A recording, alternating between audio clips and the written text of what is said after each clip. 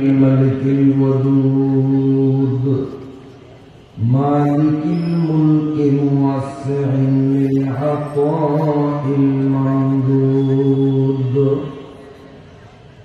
لا عدد عاد لعطائه ولا أحد حاد لآلائه وهو أعلى أولاد آدم وحواء وأوحى إلى رسوله ما أوحى كما أوحى إلى روح الله وإلى موسى لا كما أوحى إلى معطي العسل وإلى أم موسى اللهم صل وسلم دائما على رسولك محمد المكرم الأكرم صعيد السماء وعلى آله الصلحاء السعداء اللهم صل على محمد وعلى آل محمد كما صليت على إبراهيم وعلى آل إبراهيم إنك حميد مجيد اللهم بارك على محمد وعلى آل محمد كما باركت على إبراهيم وعلى آل إبراهيم إنك حميد مجيد آمنت بالله ইসলামী আন্দোলন ব্রহ্মপুর শাখা কর্তৃক আয়োজিত আজকের ঐতিহাসিক এই ইসলামী মহাসম্মেলন ওয়াজ মাহফিলের সম্মানিত সভাপতি আমন্ত্রিত মহতারাম হযরত উলামায়ে কিরাম শ্রদ্ধাভাজন বয়োজ্যেষ্ঠ মুরব্বিগণ ইসলামী আদর্শে অনুপ্রাণিত নিবেদিত প্রাণ আমার যুবক বাবারা পর্দার আড়ালের সম্মানিতা মায়েরা বোনেরা ও মেয়েরা যেই রব্বুল আলামিন আমাদেরকে মায়া করে দয়া করে দুনিয়ার সমস্ত ব্যস্ততা থেকে আলাদা করে কিছু সময়ের জন্য নায়েবে রাসূল আলেম উলামাদের মজলিসে কোরআন হাদিসের ওয়াজ মাহফিলে সুস্থ শরীর নিয়ে আসার মতো সুযোগ করলেন সর্বপ্রথম সেই রব্বুল আলামিনের পাক দরবারে মনের গহীর থেকে অকপট অন্তরে শুকরিয়া জ্ঞাপন করি বলুন আলহামদুলিল্লাহ। মুহতারাম হাজিরিন, কিছুক্ষণ আগে আমরা জামাতের সাথে মাগরিবের নামাজ আদায় করেছি, বলুন আলহামদুলিল্লাহ। এই যে মাগরিবের নামাজ আমরা আদায় করলাম, অথচ বাস্তবতার নিরিখে যাচাই করলে দেখা যাবে অনেক নামধারী মুসলমান জুয়ান বুড়া নির্বিশেষে বহু নামদারি মুসলমান যারা মাগরিবের নামাজটা এখন পর্যন্ত পড়ে নাই, এমন লোক আছে কি না? আমরা যারা পড়লাম আর যারা পড়লেন না, এই দুই দলের মধ্যে পার্থক্যটা কি একটু সংক্ষেপে বলি। আমরা যখন জামাতে শামিল হলাম, ইমাম সাহেব আল্লাহু আকবার বলে নামাজ শুরু করছেন কিনা? কথাগুলো খেয়ালে শুনলেন। 5 ওয়াক্ত নামাজে মুসল্লিরা যখন ইমামের পেছনে কাতারে দাঁড়িয়ে ইমাম আল্লাহু আকবার বলার পরে সুবহানাকা পড়বে, আউযু বিসমিল্লাহ চুপে চুপে পড়বে, তারপরে উচ্চ স্বরে বিশেষ নামাজে কেরাত পড়বে, বিশেষ নামাজে নিম্ন স্বরে কেরাত পড়বে। ইমাম সাহেব আলহামদু সূরা শুরু করার আগে আগে আল্লাহু আকবার বলার পর থেকে নিয়ে আলহামদু শুরু করার আগে আগে কোন মুক্তাদি জামাতের সাথে গিয়ে যদি আল্লাহু আকবার বলে শামিল হতে পারে, এক বর্ণনার মতে 100 উট আল্লাহর রাস্তায় দান করার চেয়েও অধিক সওয়াব তার আমলনামায় দেওয়া হয়। কতটা উট? মনে হয় 3000 টাকা পাওয়া যাবে, 10,000 ওরে লাখ ছাড়াবে, তারপরে হবে না, কোটি হবে। অন্য এক বর্ণনা মতে গোটা পৃথিবীর মধ্যে যা আছে, কি আছে? একটা জমি আছে, একটা শহর আছে, গ্রাম আছে, স্বর্ণ আছে, রূপা আছে, আরো কত কি আছে দুনিয়াতে। সারা পৃথিবীতে যত দালান কোঠা, ঘর বাড়ি, ক্ষেত খামার, বাগান, স্বর্ণ রূপা, গ্যাস ইত্যাদি সব কিছুর মালিক যদি একা আমি হই, সব কিছুর মালিক আমি, আর কেউ না। আর এই জিনিসগুলো যদি আমি কাউকে ফি সাবিলিল্লাহ দান করি, যেই পরিমাণ সওয়াব আমি পাবো ইমাম আলহামদু সূরা শুরু করার আগে আগে আল্লাহু আকবার বলিয়া নামাজে যদি শামিল হইতে পারি, আল্লাহ তাআলা আমাকে তার চেয়ে বেশি সওয়াব দিবেন। কাজে আজকে তাকবীরে উলার সাথে মাগরিবের নামাজ আমরা যারা পড়ছি, মনটা খুশি হয়েছে না বেজার হয়েছে? অন্তর থেকে বলি আলহামদুলিল্লাহ। এরপরে ইমাম সাহেব যখন কেরাত পড়া শুরু করলেন, আমরা মুক্তাদিরা চুপে চুপে দাঁড়িয়ে দাঁড়িয়ে ইমামের কেরাতগুলো শুনতেছিলাম। ইমাম সাহেবের মুখ থেকে কোরআন শরীফের যতটা অক্ষর উচ্চারিত হয়েছে, প্রতিটা অক্ষরে অক্ষরে ইমাম এবং মুক্তাদি নির্বিশেষে ভিন্ন ভিন্ন ভাবে প্রত্যেকের আমল নামায় এক এক অক্ষরে অক্ষরে 100 নেকি লেখা হয়েছে, 100 গুনাহ মাফ করিয়া দেওয়া হয়েছে। জান্নাতের মধ্যে পদমর্যাদা 100 গুণ উন্নীত করা হয়েছে। মাগরিবের নামাজ পড়ে খুব ঠকছি আমরা, যারা পড়ে নেয় তারা খুব দিচ্ছে, তাই না? এরপরে কেরাত যখন শেষ, আলহামদুর পরে অন্য সূরা পড়লেন।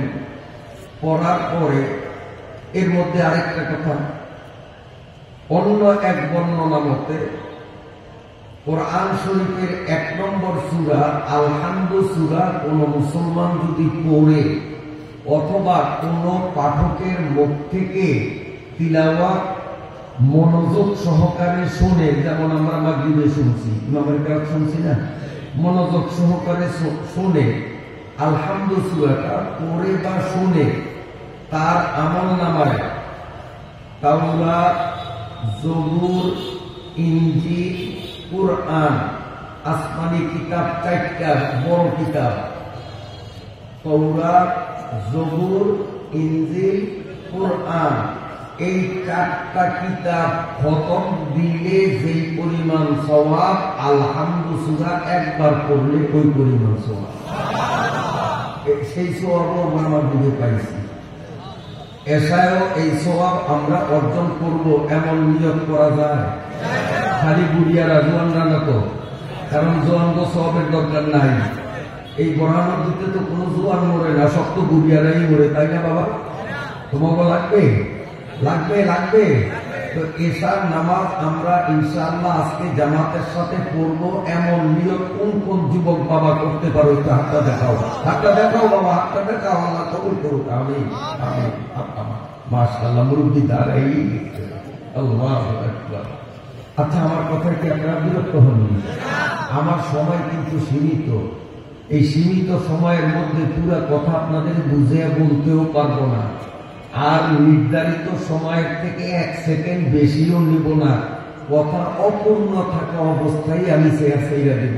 তবে এই সময়ের মধ্যে 1টা সেকেন্ড যাতে অযথা নষ্ট না হয়, বাড়ি নিয়ে যাইতে পারেন, এমন কিছু জরুরি কথাই যেন আল্লাহ তাআলা মুখ থেকে বলার তৌফিক দেন।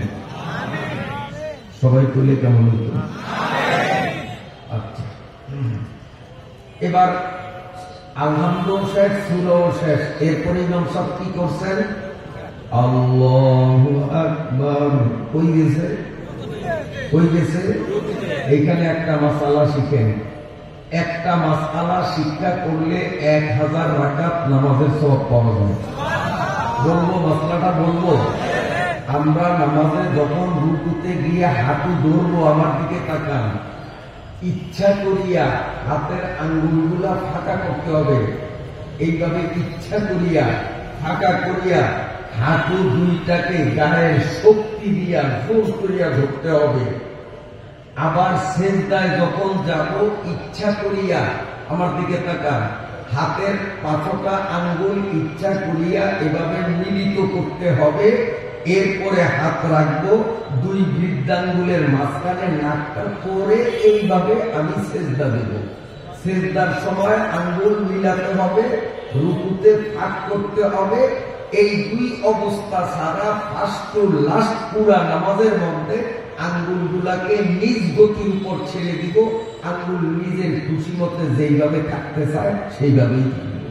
কথা বুঝতে পারলাম? ইনশাআল্লাহ কাজে লাগবে। এখন এই হাতের আঙ্গুলগুলো ফাঁক করে রুকুতে গিয়ে যখন হাঁটু ধরলাম, হাঁটু ধরার সাথে সাথে আসমানি কিতাব আল্লাহ মানুষের হেদায়েতের জন্য নাজিল করেছেন সর্বমোট কতটা বলেন না?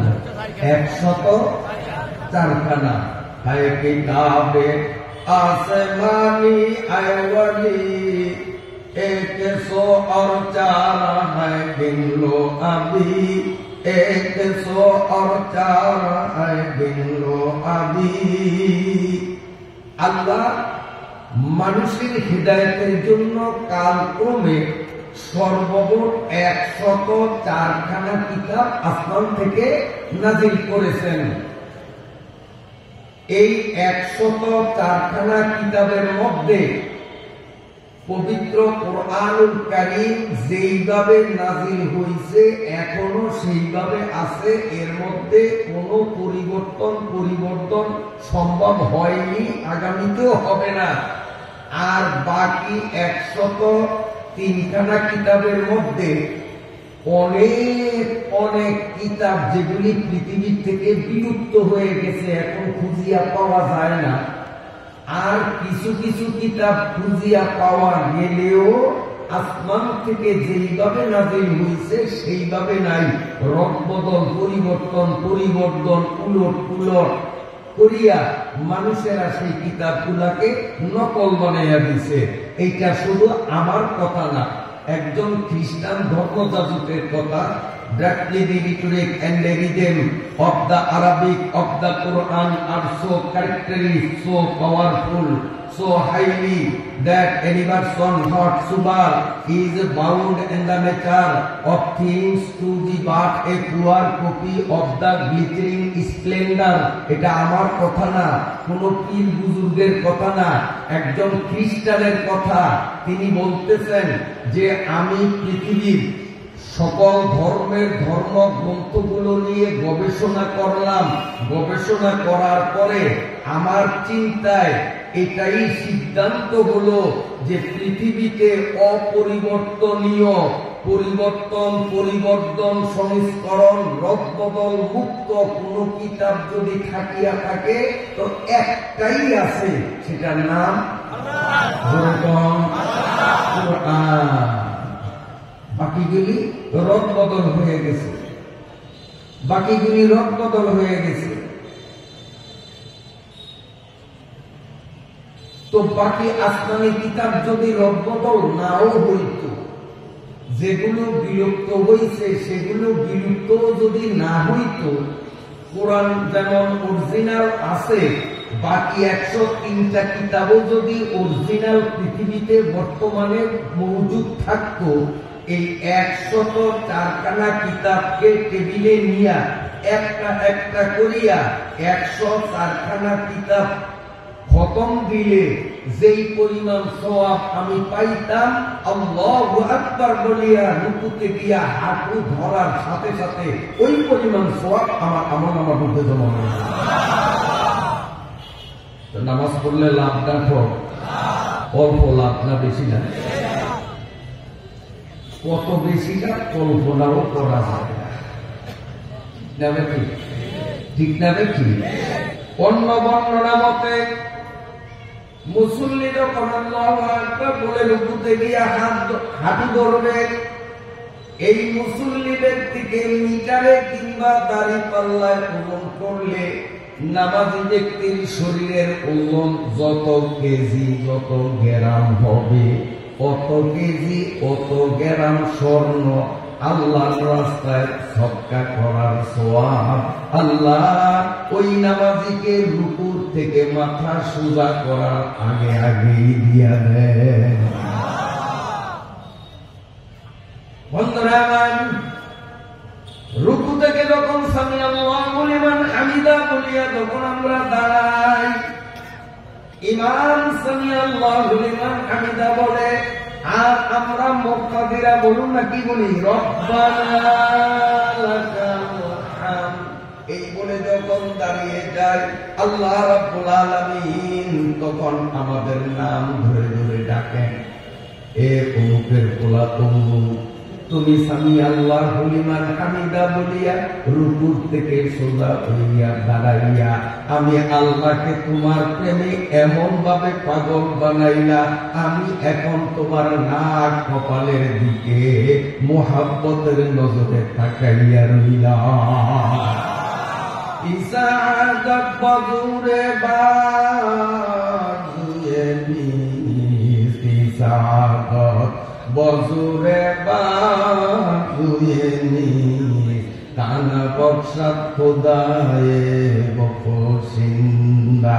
আমার দয়াময় আল্লাহ যাকে তৌফিক দিয়েছেন তারাই নামাজের মাধ্যমে এই অফুরন্ত সওয়াবগুলো অনায়াসে সহজলব্ধ সওয়াবগুলো অর্জন করার সুযোগ পেয়েছি, আলহামদুলিল্লাহ। বন্ধুরা, এরপরে যখন আল্লাহু আকবার বলে যখন আমরা সিজদায় যাই, নাক কপাল যখন আমরা সিজদার জায়গায় রাখি, এখানে একটা শরীয়তের জরুরি মাসআলা শুনেন। নামাজ আমরা কখনো শক্ত জায়গায় পড়ি, কখনো নরম জায়গায়, যেমন এই মাঠের মধ্যে জামাত হবে, এই হুগলা শক্ত জিনিস, এখানে নামাজ পড়লাম। আজকে মডেল মসজিদে নামাজ পড়লাম, টাইলসের উপরে নরম না শক্ত? শক্ত। আবার বাসায় বাড়িতে তোষক বিছানো, ওই তোষকের উপর যায় নামাজ বিছিয়েও আমরা অনেকে নামাজ পড়ি। আপনাকে ব্রহ্মদিন পড়ে দিনে জানি মাসালা জানিয়ে রাখেন, শরীয়তের একটা মাসালা শিখলে 1000 রাকাত নফল নামাজের সওয়াব। সুবহানাল্লাহ। ও মুসলমান, যদি শক্ত জায়গায় দাঁড়িয়ে নামাজ পড়ে, সিজদার সময় আলতোভাবে হালকাভাবে নাক কপালটাকে লাগাইতে হবে, চাপ দেওয়া লাগবে না। চাপ দেওয়া শরীয়তে নিষেধ, হালকা ভাবে নাক কপাল লাগাবে। আর যদি ল্যাপ, তোষক, কাঁটা, জাজি এই ধরনের নরম জিনিসের উপর দাঁড়িয়ে কেউ নামাজ পড়ে, আল্লাহু আকবার বলে যখন সিজদায় যাবে, তার শরীরের সর্বশক্তি ব্যয় করিয়া নাক আর কপাল দিয়া সিজদার জায়গা চাপ দেওয়া লাগবে। যদি চাপ না দেয় তার নামাজ শুদ্ধ হবে না, ওই নামাজ আবার করা লাগবে। মাসালা অনেকে জানা নাই, শক্ত জায়গায় যেই রকম সেজদা দেই তোষকের উপরে ওই রকম সেজদা দেই, নামাজ হবে না। শক্তি খাটাইয়া ওইখানে চাপ দিতে হবে। এই মশালাগুলি আমাদের জানার দরকার আছে না নাই? এলেন দুই প্রকার, যারা তাবলীগে গেছেন, ফাজাইলে এলেন, মাসাইলে এলেন। পীর মাশায়েখদের দরবারে ফাজাইলে ইলমের আলোচনা, ওয়াজ মাহফিলে, তাফসীর মাহফিলে ফাজাইলে ইলমের আলোচনা, সরমনাইজান ফাজাইলে ইলমের আলোচনা, তমবিজান উজামিজান সব ফাজাইলে ইলমের আলোচনা। মাসাইলে ইলমের আলোচনা নাই। আমরা নিজেরা আলেমদের কাছে মাসালা শিখতেও যাই না। আলেমরা ওয়াজের চান্স পাইলে মন মাতানো আকর্ষণীয় কিচ্ছা কোনটা, কোন কিচ্ছা শ্রোতাদের হাসানো যাবে, কাঁদানো যাবে, সেই টেনশনে ব্যস্ত। আসলে মাসাইলে ইলম থেকে আমরা আলেম পাবলিক সবাই অনেক দূরে সরে রয়েছি, কথা ঠিক কিনা? এই জন্য আমি কোনো ওয়াজ করব না। মাসাইলে ইলম সম্পর্কে কিছু কথা বলতে চাই, আপনারা বিরক্ত হন? এই যে কিছুক্ষণ আগে একটা ছেলে অত্যন্ত তাৎপর্যপূর্ণ মর্মস্পর্শী গজল গেয়েছে, শুনছেন না? আল্লামা আশরাফ আলী থানভী রাহমাতুল্লাহি আলাইহি ইসলাহুর রুসুম নামক কিতাবের মধ্যে লিখেছেন, যেই সমস্ত বালকের, যেই সমস্ত ছেলেদের মুখে এখনো দাড়ি হয় নাই, ভালো করে শুনেন, এটা আমার কথা নয়, আল্লামা হাকিমুল উম্মত আশরাফ আলী থানভী রাহমাতুল্লাহি আলাইহি ইসলাহুর রুসুম নামক কিতাবে লিখেছেন, যেই সমস্ত বালকের ছেলের মুখে এখনো দাড়ি গজায় নয়, ওই রকম ছেলেকে স্টেজে দাঁড় করিয়ে কেরাত অথবা গজল পরিবেশন করানো হারাম। এটা গুনাহ, গুনাহ, গুনাহ, এটা সব হবে না। যদি গজল পরিবেশনা করতে হয় যার গালে দাঁড়িয়ে আছে এমন লোক দিয়ে, তার কারণ যার গালে দাঁড়িয়ে এখনো হয় নাই, তার কণ্ঠ অনেকটা মেয়েলি কণ্ঠের সাদৃশ্য, কথা ঠিক কিনা? এই জন্য আশরাফ আলী থানভী রাহমাতুল্লাহি আলাইহি ইসলাহুর রুসুম নামক কিতাবের মধ্যে দাড়িবিহীন বালককে স্টেজে উঠিয়ে কেরাত কিংবা গজল গাওয়ানো এটাকে হারাম বলেছেন, নিষেধ করেছেন। এমনটা ভুল আমরা করব না। এগুলোর আলোচনা নাই কারণে দলে দলে এই হারাম কাজ আজকের ওয়াজ মাহফিলগুলো চলছে কিনা, চলছে কিনা? বন্ধুরা আমার, কোন দিকে যাব? সময়ও কম। আমার আগে বাতা মারার মান্যবর পীর হুজুর দামাত বারাকাতুহুম একটা কবিতার আলোকে আপনাদেরকে বলেছেন, বর্ষি কামরা পাকেদারি আল হারাম। পিছনু বলে দিয়েছেন, বর্ষি কামরা পাকেদারি আল হারাম, মর্দে ইমানদার বাসি ওয়াসসালাম। ইমানদার হইতে হলে খাদ্য খাবার হালাল বানানো লাগবে। ভিতরে পেয়ে গেছে না? হ্যাঁ, এখন খাদ্য হালাল হইতে হবে, এই মোটা কথাটা সবাই জানি। জানার পরেও শরীয়তের সঠিক মাসআলা জানা না থাকার কারণে আমরা অহরহ প্রতিনিয়ত দৈনন্দিন হারাম খাবার নিজেরাও খাই, মোহাব্বত করিয়া ইমাম সাহেবকে দাওয়াত দিয়া বাড়িতে নিয়া ইমাম সাহেবকেও হারাম খাওয়াই। ইমাম মুক্তাদি নির্বিশেষে গোষ্ঠী সহ সবাই নামাজ পড়বা। বলবেন কেমনে? আপনাদের পুরানোর দিনে ব্রয়লার মুরগি আসেনি? আসেনি? ভালো করিয়া শোনেন, এই ব্রয়লার মুরগিটাকে যখন জবাই করল, বিসমিল্লাহ আল্লাহু আকবার বলিয়া জবাই করিয়া একটা বালতির ভিতরে রাখিয়া ঢাকনা দিয়া রাখে না? বুঝছেন? আমাকে বলে যেরকম দেখছি, আপনাদের কেন নিয়ম করি। আচ্ছা, এই মুরগিটা জবাই কইরা বালতির ভিতরে রাইখা ঢাইকা রাখলো, ও কি ওয়াজ মাহফিলের শ্রোতাদের মতো চুপচাপ বসে থাকবে? কি করবে? কথা কয় না? ভিতরে সে লাফালাফি করবে, অজ্ঞান অবস্থায় লাফালাফি করবে, আর তার গলার কর্তৃত স্থানের নাপাক লাল রক্তগুলো সারা গায়ে মাখাইয়া সাদা ময়লাটা লাল রং ধারণ করবে কিনা? কথা বলেন। জবাইয়ের জায়গা থেকে যেই রক্ত নিঃসৃত হয় এই রক্তগুলো নাপাক। এই নাপাক রক্ত ব্রয়লার মুরগির সারা গায়ে লাগলো। হাঁস মাগো আপনি জবাই করে ছেড়ে দিলেন, এই হাঁসটা লাফালাফি ধরপড় করতেছে, ওর কর্তৃত স্থানের নাপাক রক্তগুলো সারা গায়ের মধ্যে মাখাইল। আপনি কি করবেন? প্রথমে পবিত্র ঠান্ডা পানি দিয়ে ওর শরীর থেকে সেই নাপাক রক্তগুলোকে আগে ধুইয়া পরিষ্কার করা লাগবে, পবিত্র ঠান্ডা পানি দিয়ে। এরপরে হাঁস বা ব্রয়লার এটার পেট ফাটতে হবে, তারপরে পেটের ভিতরের আবর্জনা গুলাকে ফেলিয়ে দিতে হবে। এরপরে তাকে গরম পানিতে চুবিয়ে ড্রেসিং করতে হবে। কিন্তু আমাদের দেশের অধিকাংশ ব্রয়লার বিক্রেতারা ওই রক্ত সহ এবং পেটের নাড়িগুড়ি সহই গরম পানিতে চুবাইয়া প্যাকেট করিয়া দেয়, বাড়িতে মজা করিয়া ভুনা করিয়া খাইয়া না হারাম খাইলেন। ওই মুরগি মুসলমানের জন্য খাওয়া হালাল হবে না। বুঝাইতে পারলাম? বলবেন যে হুজুর কেন? তার কারণ কোন গোস্ত, তরকারি, মাছ আগুনে যখন সিদ্ধ করি তখন ওর ভিতরে লবণ ঢোকে কিনা? লবণ দিলে লবণ ঢোকে কিনা? মরিচ ঢোকে কিনা? হলুদ ঢোকে কিনা? মশলা ঢোকে কিনা? তাহলে হলুদ, মরিচ, মশলা যদি গরম পানির আঁচে গোস্তের ভিতরে ঢোকে, এই যে নাপাক রক্ত তার গায়ের মধ্যে, তার পেটের ভিতরে নাপাক নারী গুলি আছে, এই সহই যদি আমি গরম পানির মধ্যে তাকে চুবাইলাম, গরম পানিতে মুরগিটা সিদ্ধ হইয়া এই নাপাক রক্ত আর পেটের নাপাক নারী গুলির অ্যাকশন গোস্তের মধ্যে ঢুকবে কি ঢুকবে না? এই গোস্ত বন্ধুরা কিয়ামত পর্যন্ত মুসলমানের জন্য খাওয়া হারাম। অথচ এই হারাম নিজেরাও খাই, ইমাম সাহেবদের দাওয়াত করিয়াও খাওয়া। আল্লাহ মাফ করুন, আল্লাহ মাফ করুন। আমার কথায় আপনারা বিরক্ত হন? আমার ভাইরা নামাজিরা, হাদিস শরীফের মধ্যে বর্ণিত হয়েছে,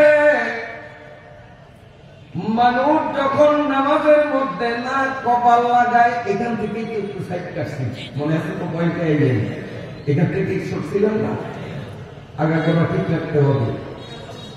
যখন এই সিজদার মধ্যে না কার কপালটা লাগায়, আদম আলাইহিস সালাতু ওয়াস সালাম থেকে নিয়া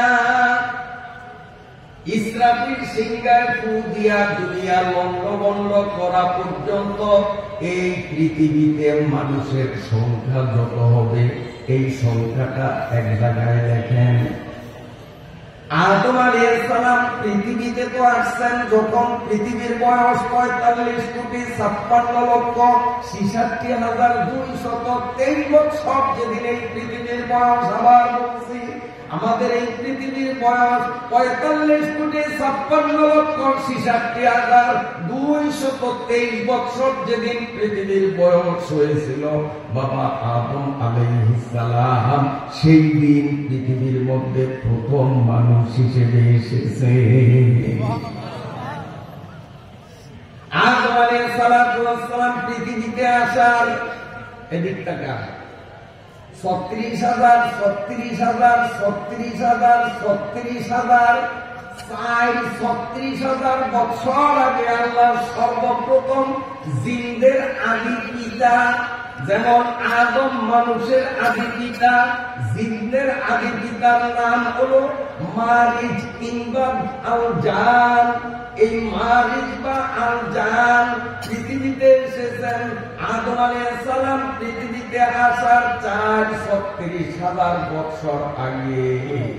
ওই মারিজ বা জান থেকে নিয়ে কিয়ামত পর্যন্ত পৃথিবীতে যতটা জিন আসবে, এই সমস্ত জিনের সংখ্যাগুলো ইনসানের সংখ্যার নিচে লিখিয়া এই দুইটা সংখ্যারে যোগ করলে যোগফল যত হবে কোন নামাজি 5 ওয়াক্ত ফরজ নামাজে নাক আর কপাল সেন্টার ঝাঁকাইবা, সাথে সাথে জিন ইনসানের সমপরিমাণ সওয়াব তার আমল নামায় আসে। মানবুদে মতাকাজায় মানবুদে মতাকাজায় মানবুদ লুৎফুনা গুতায়ে মামি সুনুদ লুৎফুনা গুতায়ে মামি সুনুদ লা ইলাহা ইল্লাল্লাহ।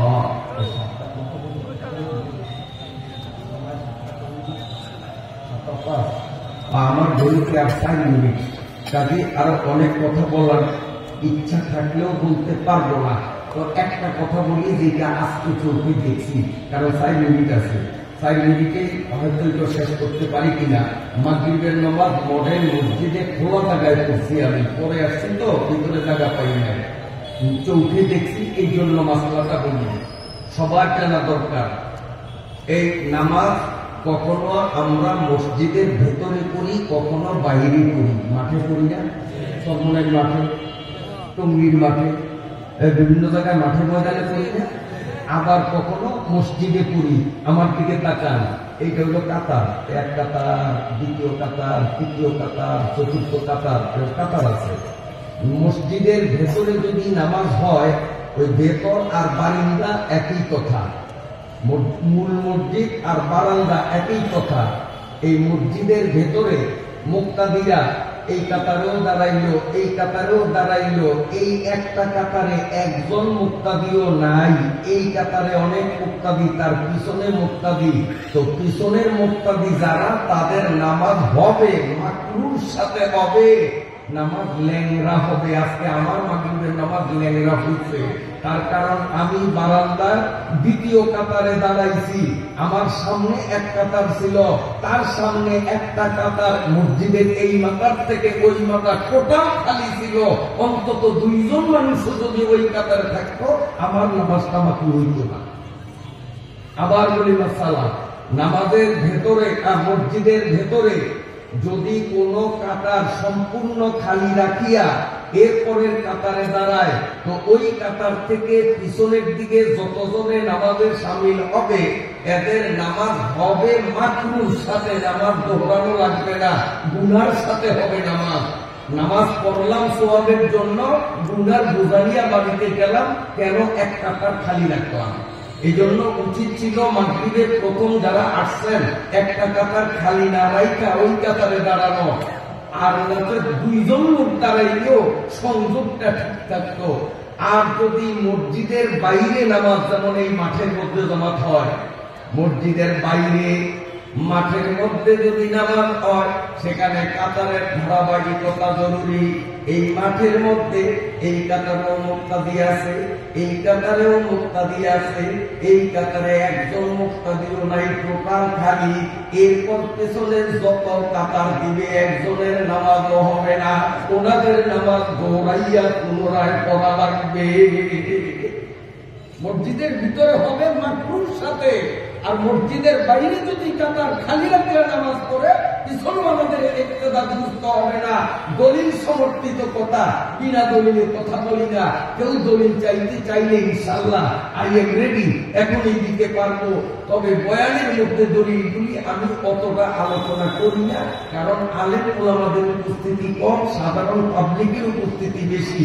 এজন্য মূল কথাগুলি বলি, আর যদি কারো দলিল চাওয়ার প্রয়োজন হয় তো আমি ইনশাআল্লাহ আছি, যোগাযোগ করে নিতে পারবেন। আমি আপনাদের থেকে জানতে চাই, এই সীমিত সময়ের মধ্যে যেই কয়টা কথা বলছি, দরকারি কথা বলছি না বেদরকারি? দরকারি না বেদরকারি?